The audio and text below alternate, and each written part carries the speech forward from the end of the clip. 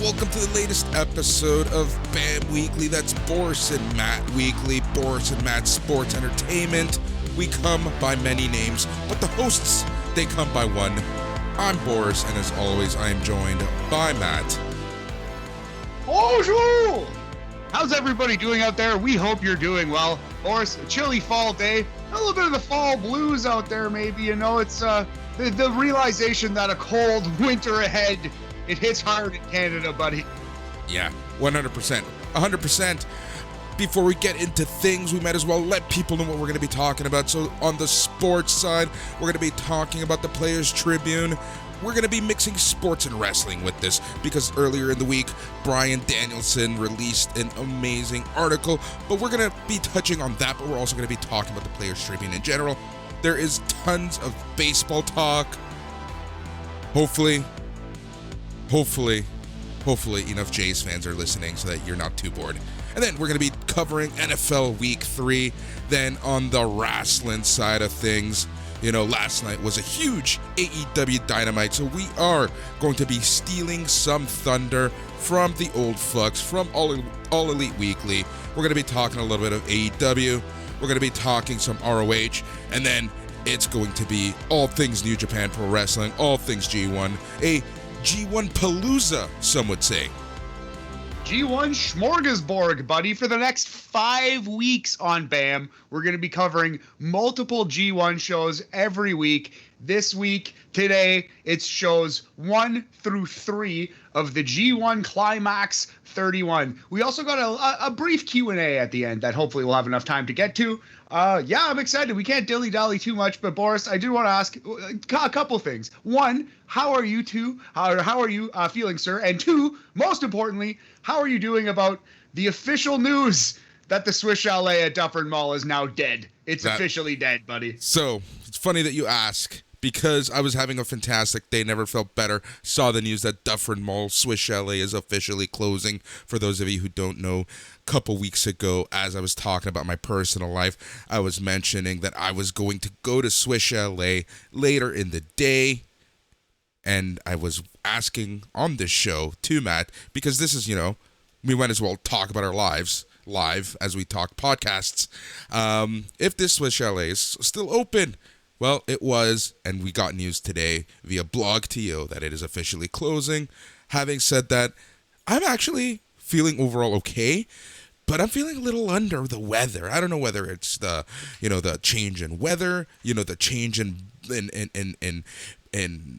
barometric pressure. I don't know what it is. Like, my hearing is all off. My head is all off. I was literally drinking a bottle of water earlier, and it just fell out of my hand. Oh, dang. The motor skills taking a dive here this morning, Boris. No, I feel you, though. I'm a little congested this morning. I'm very full of allergies. It's like that kind of time. But you know what? At least the breeze is beautiful out there. If it doesn't rain, it's kind of nice. I love the fall weather. You know, I love football, and I love throwing on a hoodie and walking around. Like, don't get me wrong. But yeah, the winter is coming, Boris. The cold winter is coming. Yep. We'll see how this winter treats us. Hopefully not as bad as the last few. I don't even remember how the last few winters have been, to be honest. I feel like the last winter, the one that we just most recently survived, was actually pretty decent. It was kind of dope, considering. We were inside, right?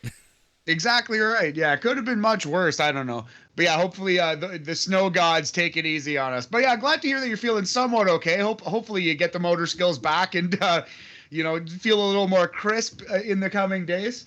But yeah, man, I think we might go shoot some hoops or kick the soccer ball around. You're not in town, eh? We're doing this remote. Clearly, you're not in town. I love when you answer your own question. Well, you're always invited to come boot the soccer ball around with us, homie. You know that. Oh, I know that. All right, dude, we have a lot to talk about, so let's get to it. We're going to mix the sports and the wrestling side because I'm a fan of these, as cheesy as they are. You know, and it's all PR and optics, right, at the end of the day. But sometimes you really get a good sense that the person who wrote it legitimately means what they're saying, and that's how I felt about reading this one. Especially for our sports fans, you know, the WWE for the past I would say 5 years, have been under a lot of pressure, a lot of turmoil, a lot of negativity. They can do no right. And half of this stuff, and I would say 3/4 of this is their own fault. They've done this to themselves through flat out lies, through shady dealings with Saudi Arabia, through just shady business practices and whatnot. The WWE has done a lot to themselves. And this is just the business side of stuff. We're not even talking about the product they're releasing, the wrestlers they have released, and just the overall shitty way that the WWE has been acting over the past, especially 3 years. 100%, man. 100,000,000%. So, and what we're referring to, if it was not clear, was the Bryan Danielson piece in the Players Tribune. So it was nice to see not only just like a heartfelt thing out of the WWE umbrella, quote unquote, even though he is now AEW. He was mostly referring to his time in WWE. But it was just nice to see a positive, a positive spin on something that Vince McMahon did. It was nice to hear his name said in a positive light. I'm not even saying he deserves it. I'm not saying I love him, but it was just such a change from what we've been seeing lately. Well, that's the thing, right? Like, you know what? I know I'm going to get flack for this, but I feel like Vince McMahon gets a lot of negativity put on him just because of the shitty stuff he does, the shitty product he puts out, the rumors of him ripping up scripts backstage and, yada, yada, yada, and stuff like that. But you always hear these stories of how he's helped wrestlers. Harley Race, for example. Even as current as Jake Atlas, who's suffering through mental illness. WWE really supporting him through the tough times and whatnot, right? Like, we have to remember, like, there is that side of it that we really don't hear a lot of. And there's probably 1,001 stories that we haven't heard about.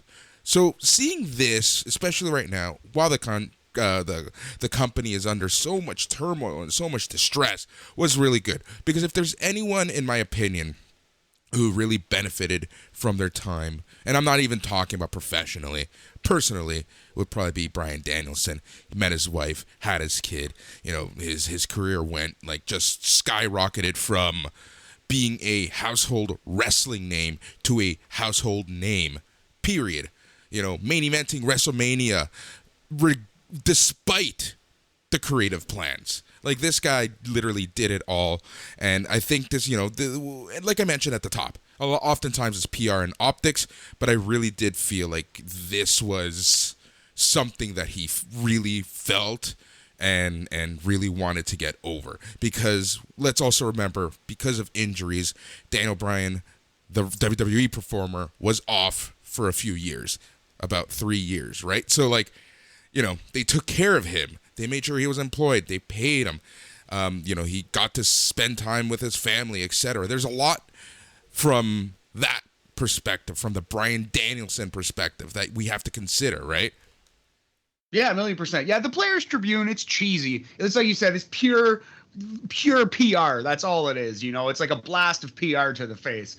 But there are some things, there are some heartfelt moments in there. I'm glad it exists. You know what I mean? You got to take pretty much everything in there with at least a pinch of salt, at least a little dusting of salt. But I thought this was a very nice thing from Bryan Danielson. It was very nice to read. It was good for WWE to get a positive shout out in the press for once. Yep, exactly.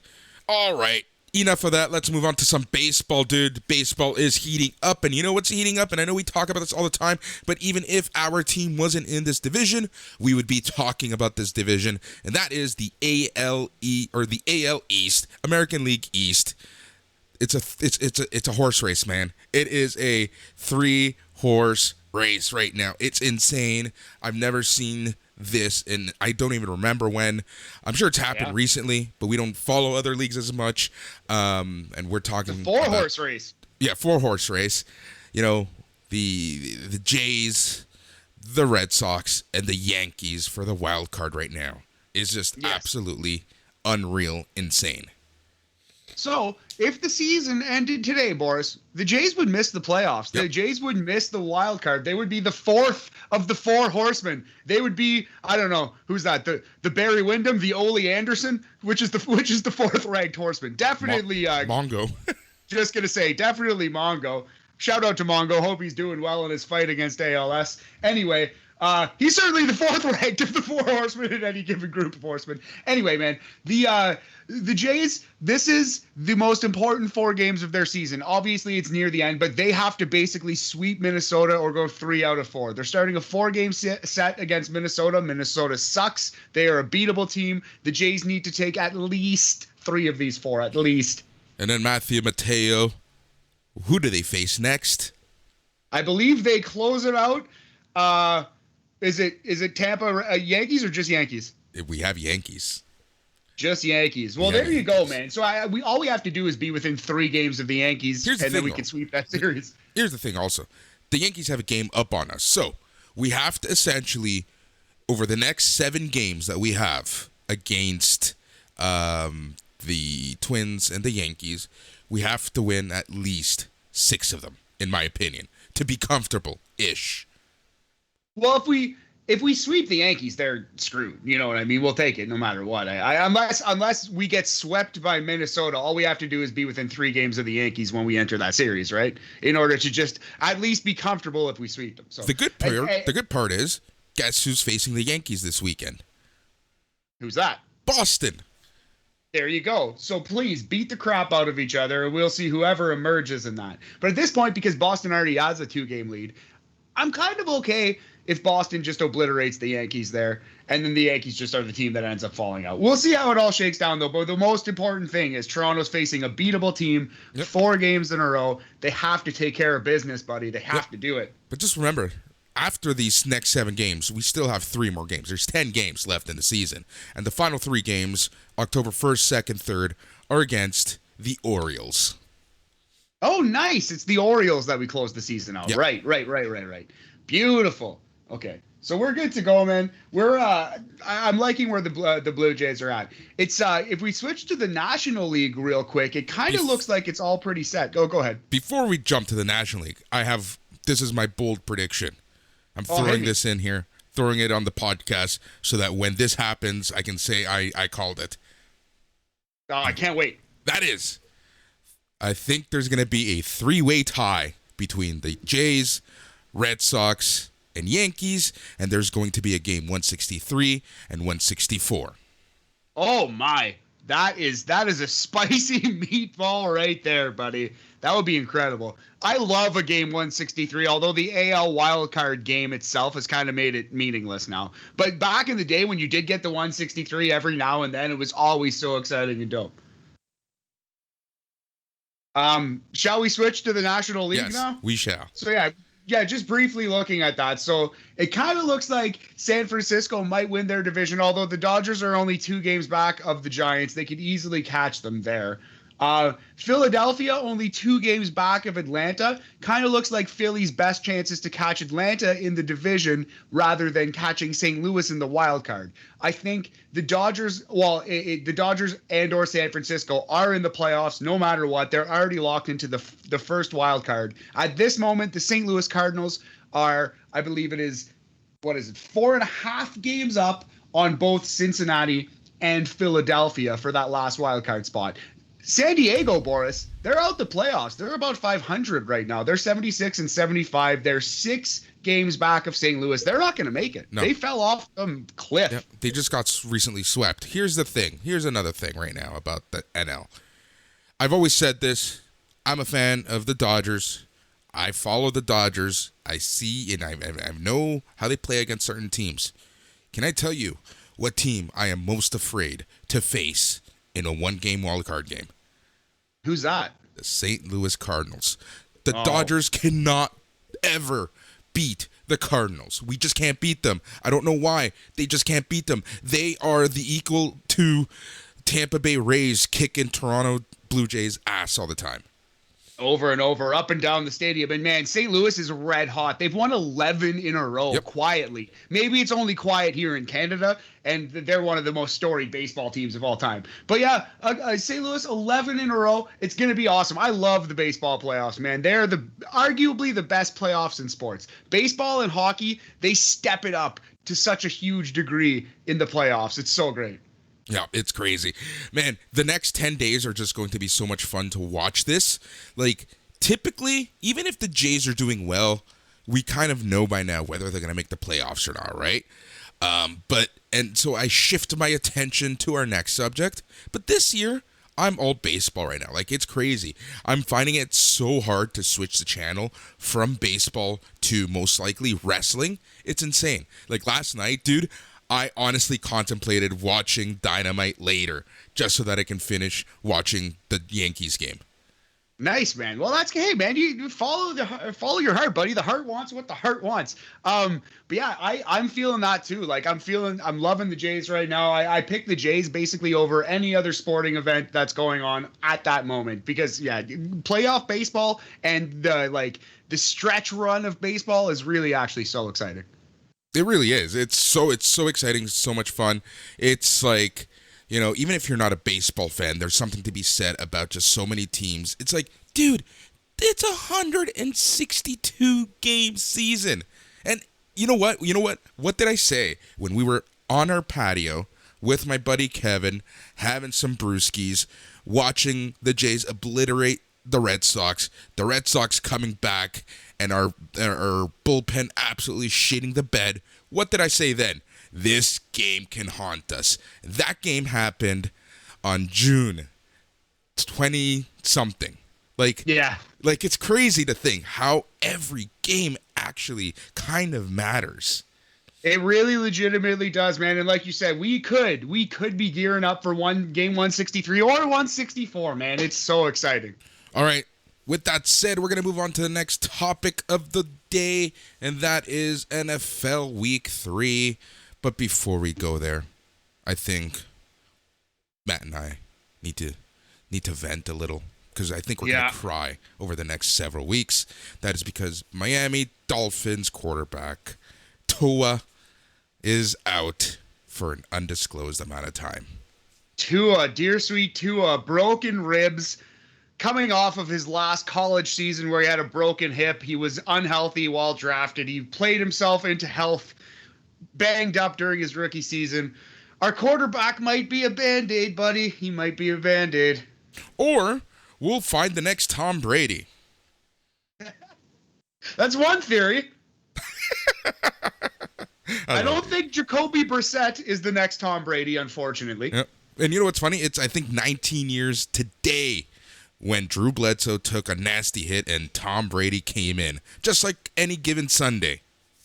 Wow. The Willie Beeman of our universe, Tom Brady? Yep. But yeah, so week 3, Thursday night football, it's going to see the Panthers and the Texans. Sure, why not?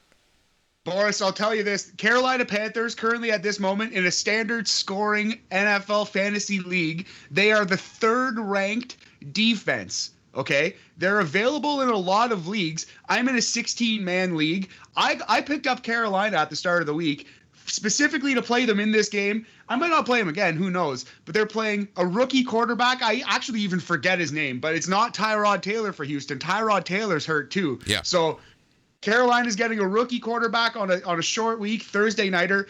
If you got fantasy and you don't have your defense locked up this week, check if Carolina's on your waiver wire. If they are, pick them up, start them right away. Start them tonight. Right. And then we have our Dolphins going up against a red-hot, surprising Las Vegas Raiders.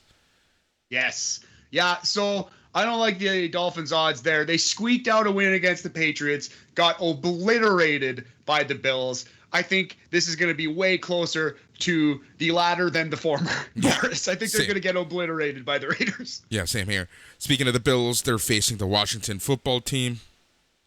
Washington football team a little overrated coming into the year, but they still got some great young chips, both on defense and offense. But yeah, I think the Bills should win. Here's a question I had for you, Boris. Yeah. Okay. Do you think the Raiders at 2-0, about to go 3-0, as we can both pretty much plainly see, do you think the Raiders are for real in the AFC, and do you think they are a threat? No, I don't think they are. I don't think they are. Look, let's be honest here. The Raiders barely got the dusty finish against Baltimore week 1. Good call. I don't even know who they faced last week. I don't remember, actually. Was it Pittsburgh? Yeah, I'd have to. Yeah, it was Pittsburgh. Yeah, they beat Pittsburgh. And Pittsburgh right now, you just never know what Pittsburgh is going to be, especially at the start of the season. You know, Yeah, Roethlisberger. The defense is much worse, and Roethlisberger doesn't look great. So yeah. Yeah, so, you know, and they tend to have slower starts nowadays. So, you know, we'll see. But we'll see. And they face the Dolphins this week. So, yeah, they're going to be at least 3 or 4-0, and then we're going to see exactly where the Raiders really are. An interesting game, though, for me is going to be the Sunday night game, and I'm really interested in this game. It is the Green Bay Packers versus the San Francisco 49ers.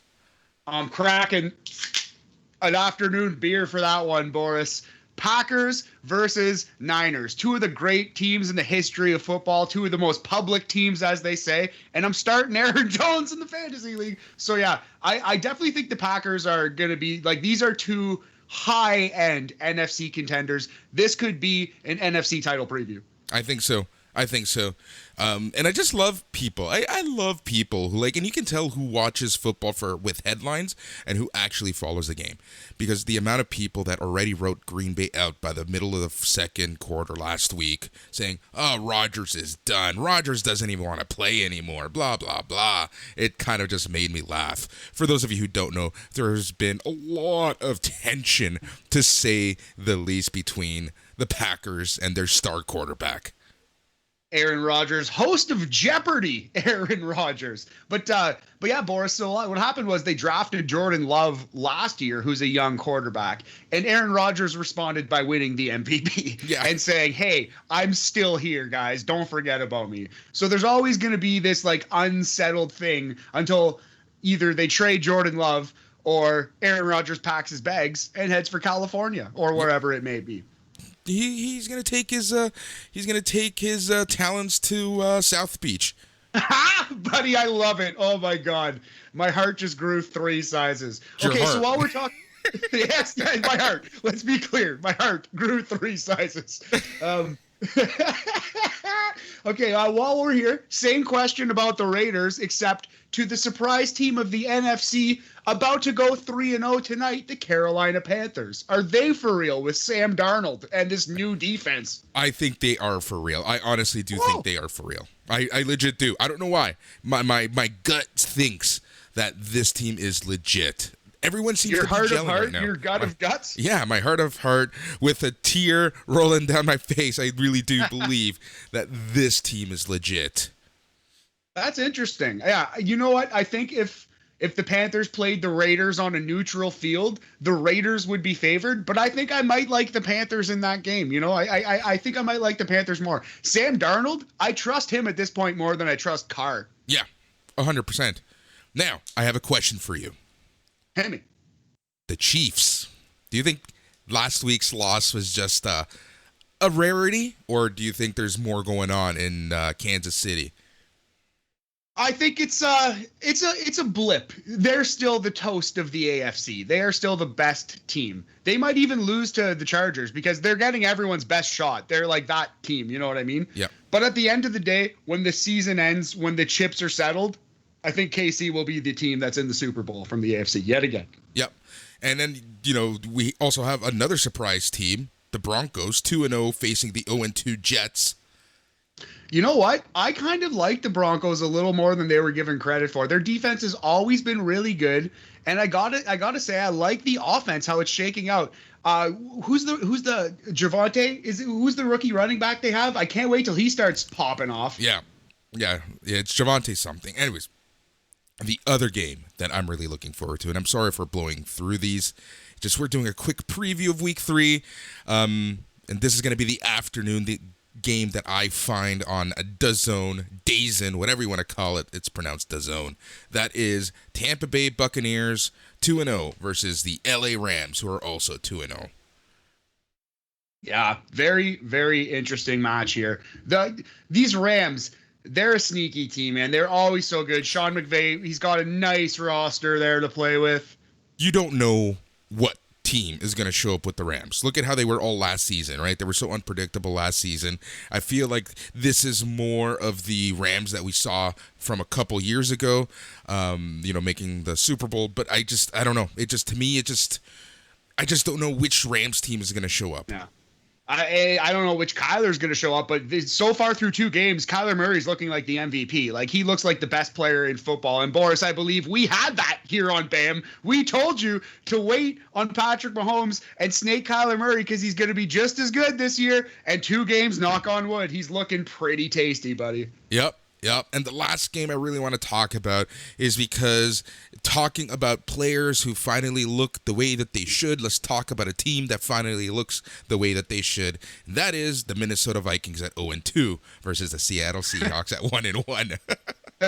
I see what you did there, and I gotta say I like it. I still think Dalvin Cook is one of the most underrated players in football because he's that good. People don't realize how good Dalvin Cook is, even though he's the 2nd overall pick in fantasy. They still don't know about Dalvin Cook, I'm telling you. Justin Jefferson, sick. The quarterback, anti-vaxxer Kirk Cousins, he doesn't inspire a lot of confidence, Boris. No, he does not. He does not at all. Just ask Arash Madani about that. To put a point on things, the Broncos rookie running back is Javonte Williams. Yeah. Quarterback Teddy Bridgewater compares him to Alvin Kamara, says he reminds him just like Alvin Kamara. I'm excited for him to get more play in that Broncos offense. Yep. All right. Anything else you want to talk about before we move into our wrestling side of the show? No, I think that's pretty good. Keep your eye out on Browns receivers in fantasy. Rashad Higgins is a guy who might blossom because Jarvis Landry is now out for 6 weeks minimum because he's on the IR, and Odell Beckham is just coming back from injury, so he might not be 100%. Those are the number 1 and number 2 receiver in Cleveland down or not healthy, and they're going to need someone to step up. So but you have to be careful. Rashard Higgins might be the guy. You have to be careful this week because they're facing the Bears. Browns this week are Bears, are Bears. they? Bears, nice. Yeah, sorry. Bucks are facing the Rams are facing the Bucks this week. I was looking at week 4. The Rams are facing the Cardinals week 4. My bad. Okay, sorry about the Rams are facing the Bucks and the Bears are facing the Browns. Gotcha. The Bears. Yeah. You know what? The Bears, their defense isn't quite as good as it has been in years previous. I think they're still a threat, though, obviously. I just want to see Justin Fields actually play the whole game. Yeah, right? Oh, the NFL. I love the beginning of the season because, everyone makes bold, hot takes and bold predictions. And then by week 6, 7, I feel like everything kind of just gets back to normal in the way that it should be. Yeah, I agree with that. Yeah, right around like that. That's the exact like a month-ish into the season. That's when we settle in. Good call, buddy, for sure. Yeah. Week 1 and 2, especially, you can't always take too much from. Remember last year when the Jaguars won week 1 and then promptly lost 15 games in a row? Some would say they put out elite performances week 1 and 2. Probably wouldn't. Well, week 1, yes. Weeks 2 through 17, not so much. Oh, fucking Jaguars. Oh, man. That's a team that just like, what is it?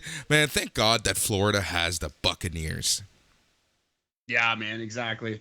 Yeah, and well, they also have Tampa Bay, right? They have the Lightning and they have the Rays too. Well, I meant in NFL at least. Yes, of course. Yeah. Yeah, but the great state of Florida, they needed it. They deserved it for sure. Yep. Oh yeah. All right, that is that for sports. We're gonna move on